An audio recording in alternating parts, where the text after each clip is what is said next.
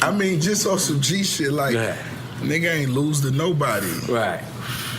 Now y'all better study the game and how the game go. I love the answer. You gotta study the game. Like, have you ever had a conversation with Drake since that? Like, nah. Like, nah? No. Okay.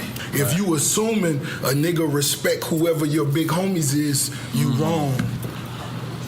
If you assuming me, right? And for my dog, I ain't, you know. So it's whatever.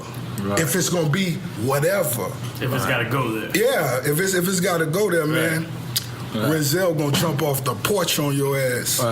Yo, what up? It's your boy Chris with The Ignorance is Free. Like always, thank you guys for your continued support. And if you haven't already, definitely subscribe to the channel. Now, let's talk Rick Ross versus Drake, okay? I want to start this video off by saying this.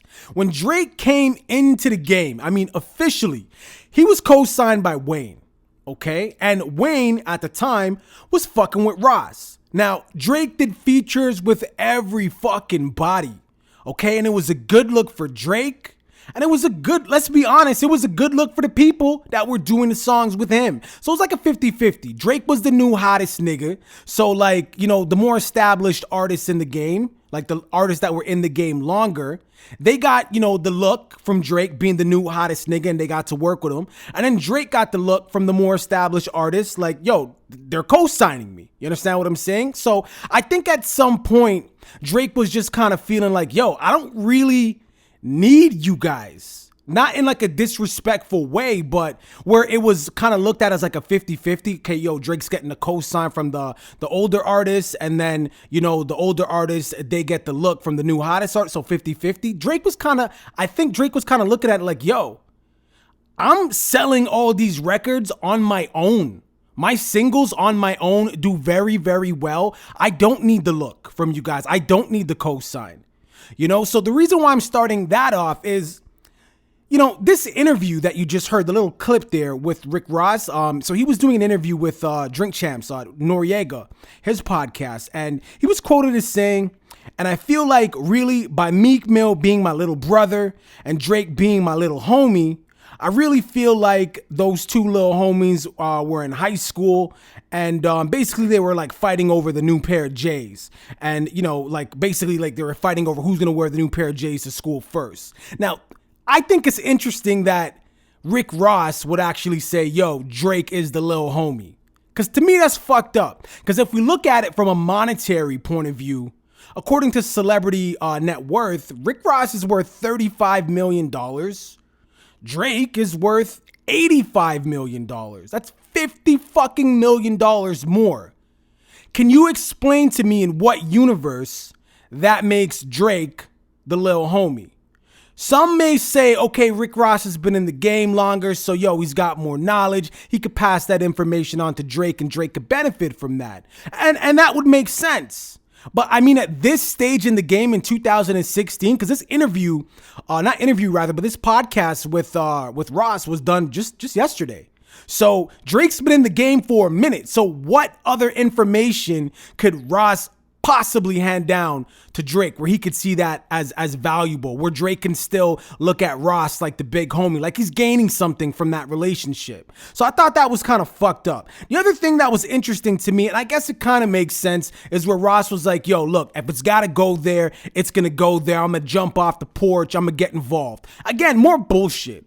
Okay, more bullshit, because when Ross was going at 50 and vice versa, it never got physical. It stayed on wax. Now, I don't know if when Ross was saying he was going to jump off the porch, he meant he was going to get involved lyrically, like on the music tip. Okay, I don't know. But if he was at all insinuating that it was going to get physical and it was going to be taken to the streets, that's bullshit. Because 50 Cent, the shit he was saying directly at Ross was so offensive.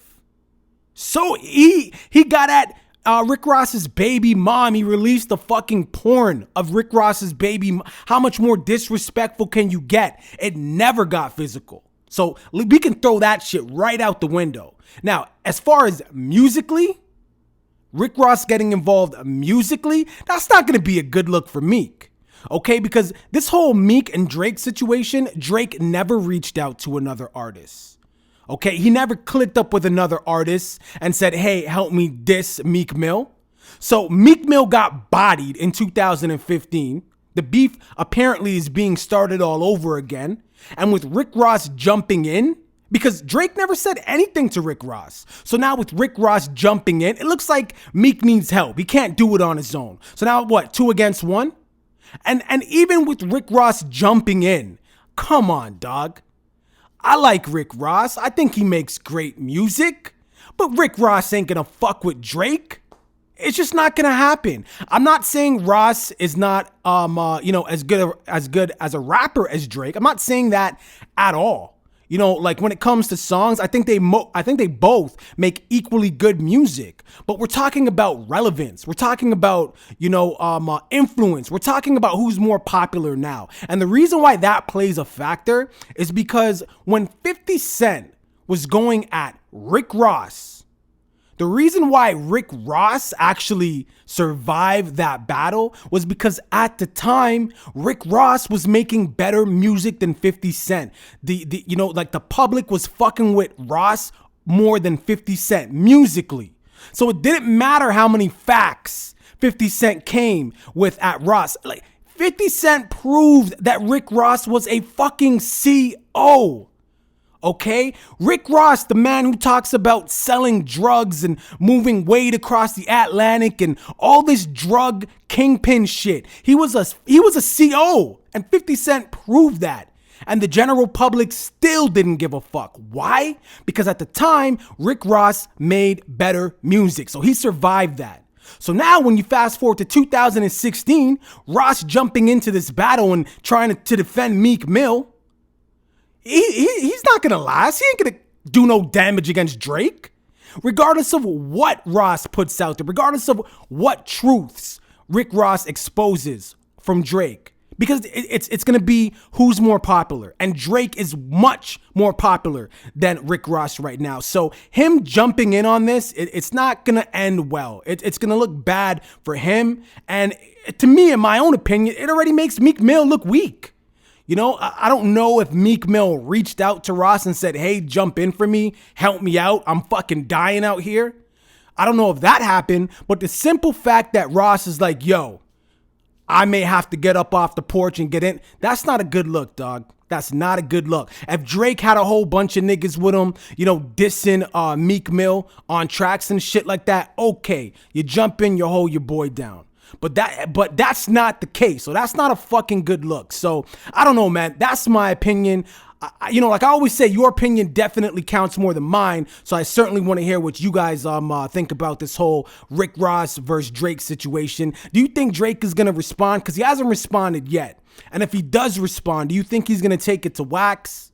I mean, history shows he doesn't really do the Twitter or the Instagram shit first. At least he takes it to wax first. Now, if these two do engage musically, lyrically, who do you got in that bout? Do you got Rick Ross or do you got your homeboy Drizzy Drake? Okay, my money's on Drake, man. Fuck popularity aside. Again, they both make great music, but my money's on Drake. Let me know what you guys think. Let me know what you guys think about Rick Ross jumping in. Like, do you think that makes Meek Mill look weak? You know what I'm saying? Like, I think it does, but what do you guys think about that? So leave it in the comments. Make sure you guys make sure you subscribe to the channel. Don't forget to follow me on my social media platforms. You can follow me on Instagram at theignoranceizfree with a Z, and on Twitter at I'm Chris Green. I'm out. Biatch.